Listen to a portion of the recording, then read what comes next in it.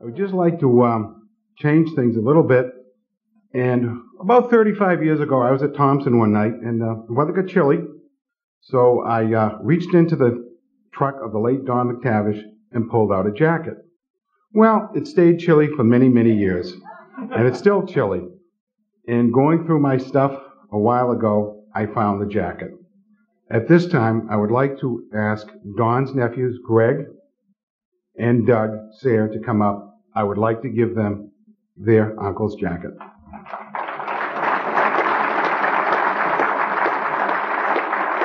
By the way, this was the jacket that Don received when he competed in the 1966 Permatex race at Daytona.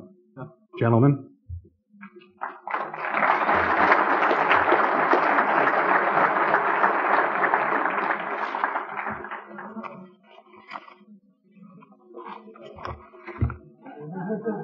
Smitten by the racing bug at an early age, Don McTavish's driving career had a very humble beginning.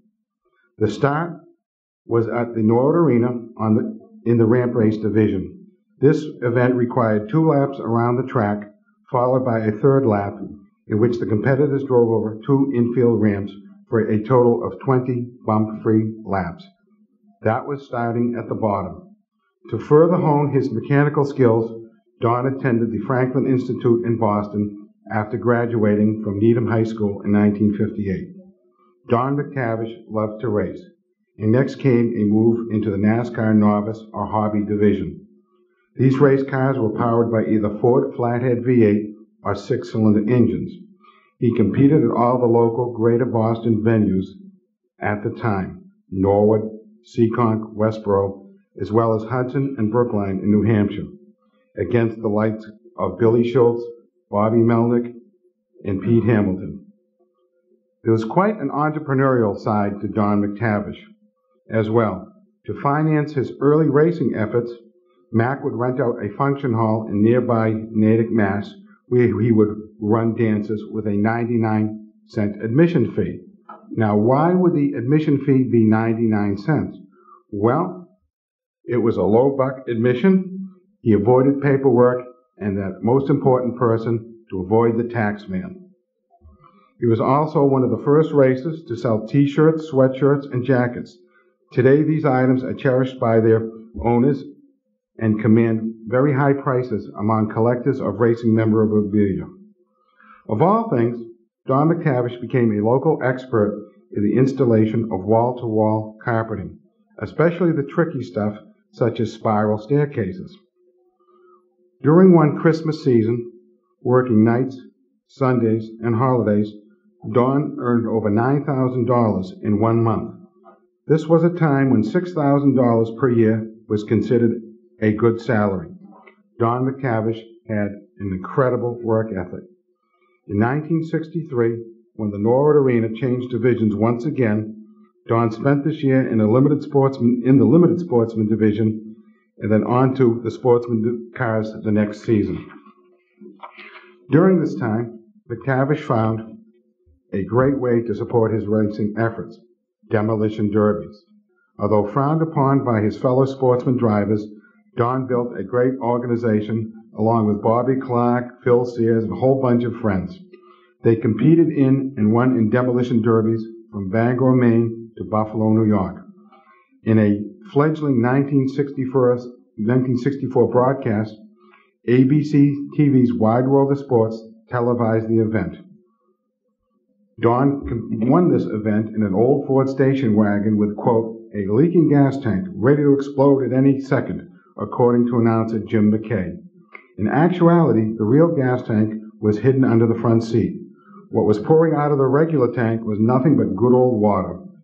A movie short was made entitled Demolition Derby, and the star was none other than Don McTavish. Even the family cat, of which there were many, his favorite was named Demo. Possessed with a brilliant, almost devilish sense of humor, Don McTavish delighted in tweaking certain racing officials when the need arose. At one time, Don had a series of differing technical opinions with NASCAR inspector Al Charbonneau. Almost magically, a character named Shabby Nose appeared on the right rear quarter of the McTavish U1. Needless to say, Shabby Nose's nose was more than a match for the one adorning the face of Jimmy Durante.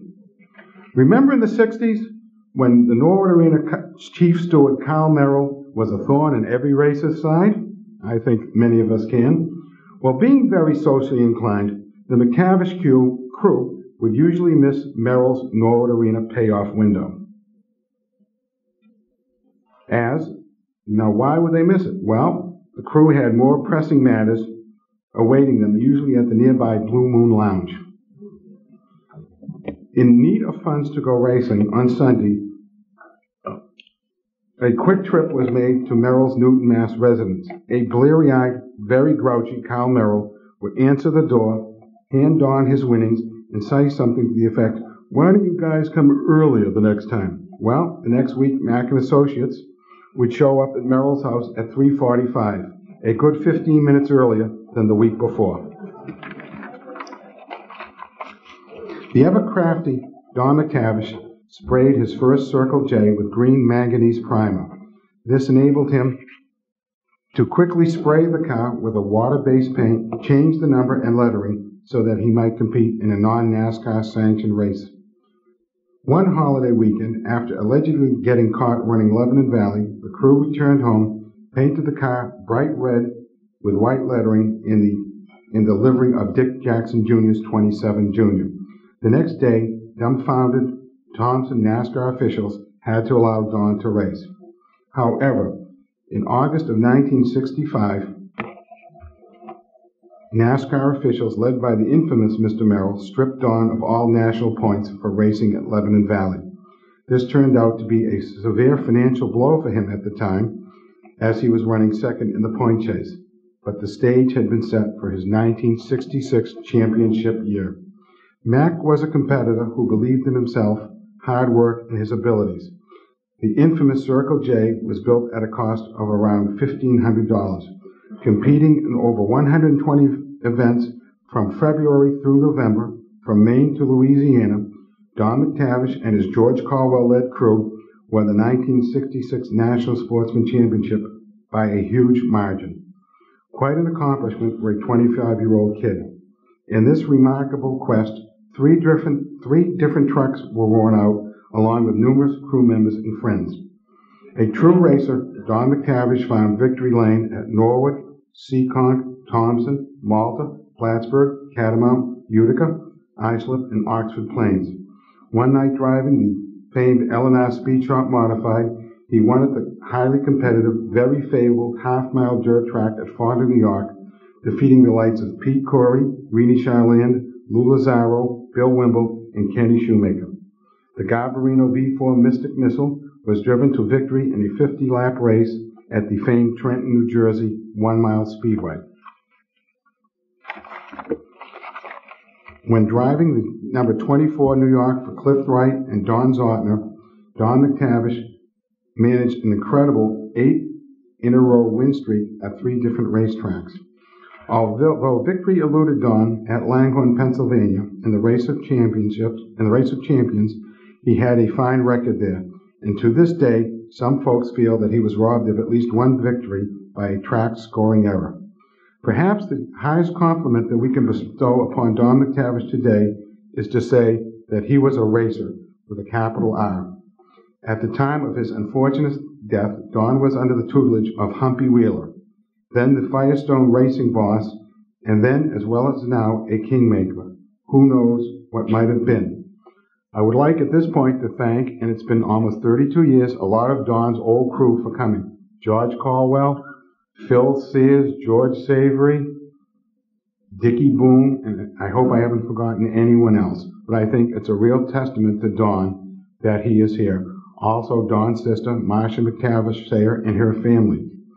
It is fair to say that Don McTavish was very popular with the fans, especially the ladies and children. With his infectious grin and quick wit, people flocked to and adored the guy. It is also fair to say that he enjoyed life to the fullest and packed more living and adventures into 28 years than most people do in 80. When Don McTavish passed away at Daytona, for many, it was the day the music truly died. At this time, I would like to invite Marsha McTavish Sayre and Crew Chief George Caldwell to come up.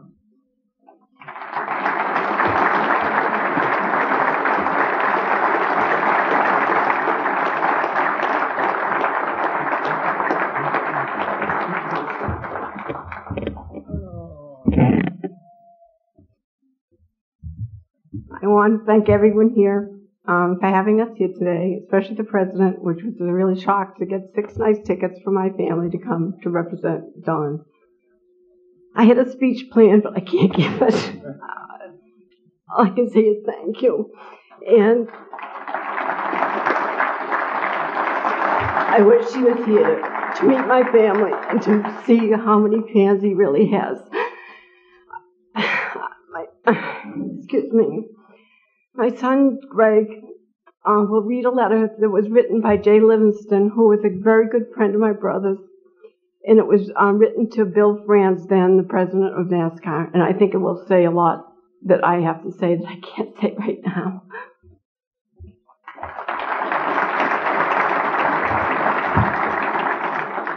Woo! It is heartbreaking to me to write this letter to you today for 2 reasons.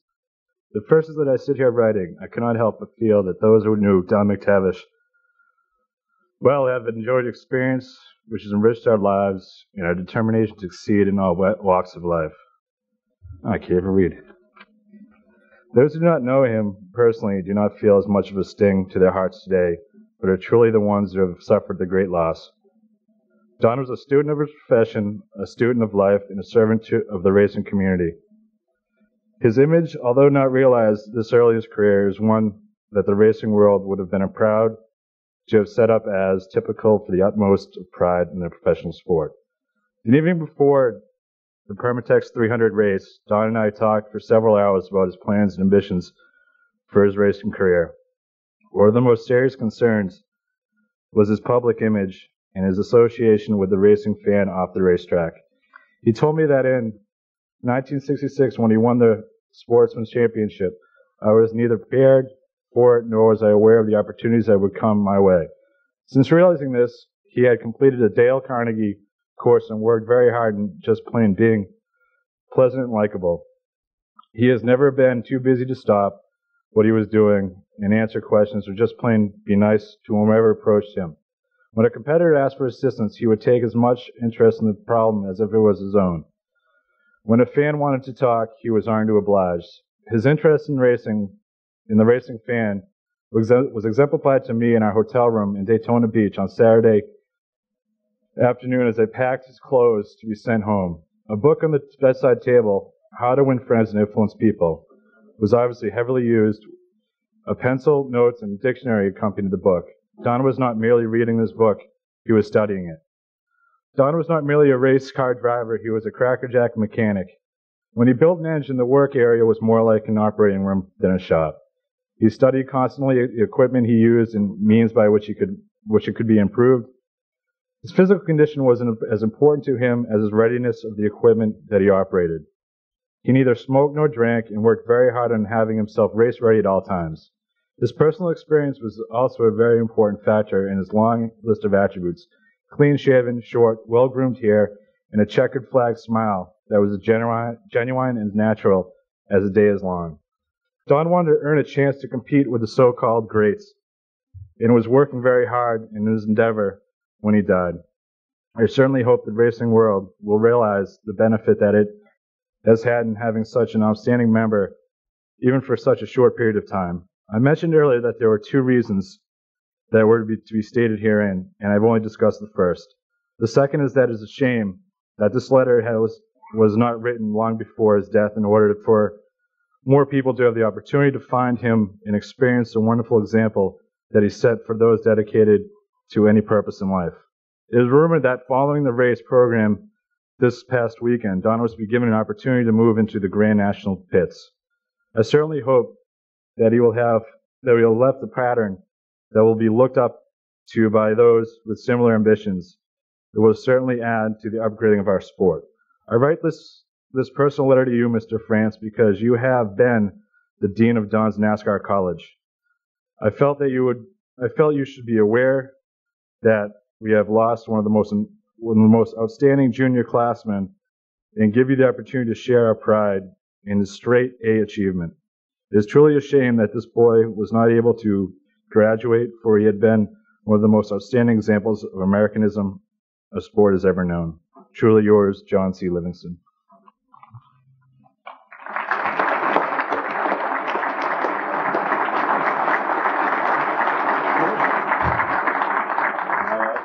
Come on, George. No, that's fine, Mike. Come on, George. You flew a long way, and Kyle didn't loan you that plane. Just come on up here for a word. Okay. And come on up forward for photos, then.